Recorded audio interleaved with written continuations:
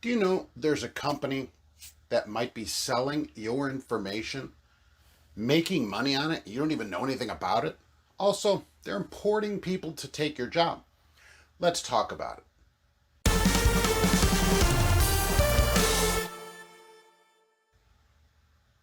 Hello and welcome to Trucking Answers. I'm Mark, your foreign driver host. This was sent in by an astute viewer and I appreciate it. I want to talk today about driver reach. All right. Driver reach is, as they say, solving driver shortage together. Well, isn't that fancy? So, first off, let's talk about how they're taking your job. They have a great blog, which everyone should read when they would like some entertainment. And a recent blog talked about bringing drivers here from South Africa. Yes, on an EB3 visa. What is an EB3 visa? Well, it's for unskilled labor. Yeah, isn't that correct? For drivers, it would be for people to perform work which qualified workers are not available in the United States, and it's supposed to be for full-time employment. Are drivers not available in the United States to be truck drivers? There are hundreds of thousands of CDLs issued every year in the United States. Turns out some companies can't get drivers. That's the people who love driver reach, because who are they endorsed by? The ATA? Oh, it's on the site. So you already know they're no good. And other state trucking organizations, stuff like that. Okay? So that's who endorses driver reach. Those are the companies that can't find qualified drivers. It isn't that there aren't drivers, it's that they can't find them.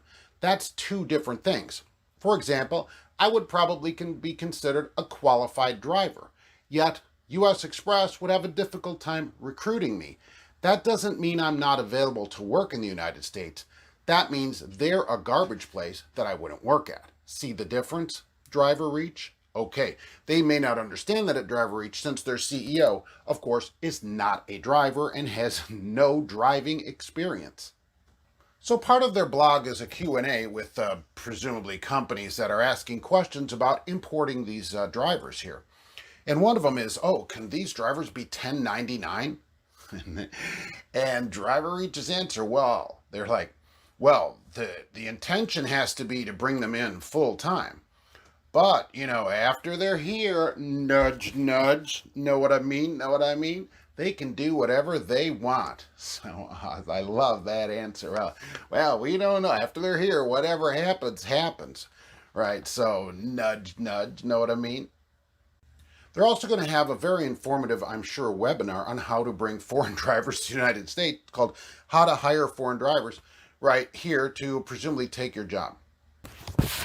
Look, friends, let's get down to the nitty-gritty of this. What they're doing, in effect, because they charge for this service, of course. Okay, so they charge $125 a week for this driver. What, in effect, is happening here? Listen up. They are the middleman. You're here in the United States. You're like, I have a company. I don't know how to get people. And so the middleman comes and goes, you know what? I can bring Africans here if you'll pay me, and they can work for you. Does that sound familiar to anyone? So what they're doing, they're saying, you give us money as a middleman, we'll bring Africans here to work at your company. Wow, I wonder what that's reminiscent of. Remember, there's plenty of CDL holders in the United States to fill the jobs that are available. The reason that they can't get people to fill them is because they don't pay anything, okay? Over-the-road pay has gone up little, really, since I've been driving. 1988, right? You could make 50 grand then. So now there's many people that write to me still today making 50,000 over the road. That's part of the problem. You're kept out, you're lied to by companies, and who's the companies doing it? ATA companies. It's generally ATA companies that have problems. Good companies, some of them right now are not even hiring. Their trucks stay full. Very low turnover, no problems. It's these companies that can't get drivers. It isn't that there aren't drivers. It's that these companies that Driver Reach has to work with can't get drivers. Let's get into your information and how they're making money on that.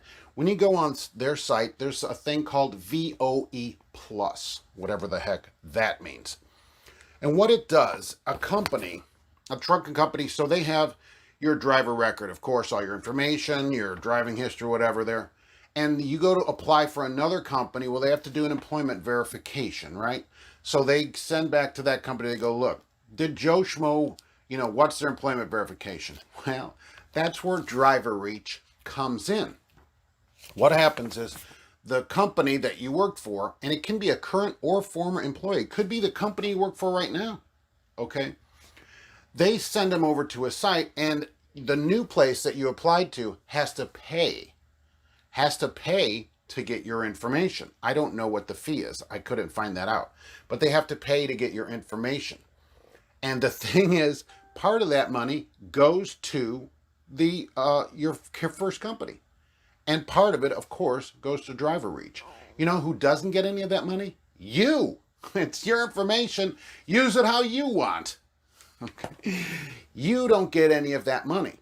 And did you even know that they're doing this? I had no idea. Okay. For all I know, who knows? They didn't tell me. I think you should at least be told, hey, every time somebody asks about you, we're going to make a bunch of money on you. So the thing is about that, what if the information's wrong? Well, Driver Reach has a way to fix that. They have a dispute form there that you can fill out and fax back to them if you think the information is wrong. Yes, apparently you can go to the International Faxing Museum and fax them this information back. In the description, I will have their email because you can request a copy of your verification report for free. It says on there, and I'll tell you what, maybe you should get it, especially if you're going to change jobs, because you had no idea of what this is. It says free copy of employment verification report, and then they give you a way to get it. So maybe you should take a look at it. Maybe we should all send in a couple of 100,000 requests for our free report to get from Driver Reach. Let the non-driving CEO do some work there instead of taking all of his time to pay to import Africans here to take jobs. Remember, another benefit of someone here on what is in effect a green card is they're going to be a lot less likely to complain. Oh yeah. Now sure, they can quit their job, but they're going to be a lot less likely to complain about things. They're going to be a lot less likely to, that trailer's iffy, but I'll take it. This kind of stuff. That's why you import someone. You can pay them way less money. There is a minimum that the government says that you have to pay. It's really low though for an unskilled laborer. So you can pay these people really low wages and still meet the qualifications of an EB3 visa. And then when they complain, you say, well, see you later, right? Just like that. And so where are they going to go? Somebody else would have to sponsor them. They're much more compliant. So all these ATA companies can get compliant drivers that aren't going to complain. They'll work for little money compared to the industry. And all this does is reduce everyone's pay. When you go to get more money or whatever, they're going to reduce that because they can. They're like, well, you know what? We have these companies now for $125 a week. We can get a foreign driver. Rather than giving that to someone here, right, raising the pay, they would do all that. And there's other fees and stuff involved in it, on this Driver Reach thing. It's just completely ridiculous. I think it's garbage. These kind of companies like this that spring up and they're like, oh, who should we get? Oh, well, we'll scrape the bottom of the barrel. ATA companies will give us money. They can't get people any other way. So it's just all ridiculous. It's to churn to the bottom, reduce everything, reduce pay. Don't try to get good drivers here. To recruit a highly experienced driver in the United States, it's going to take a good company. It's going to take money. And so ATA companies are like, oh, forget that. How do we get somebody from the other side of the planet to do this job? I bet they won't, need anything from us. Exactly. I think the whole thing is garbage. So check the description for the information to get your report. I want to thank you for watching, and please send me these kind of missives because I would have never known anything about this had an astute viewer not send it to me. I appreciate it. All right. Thank you for being here. We'll see you on the next Trucking Answers.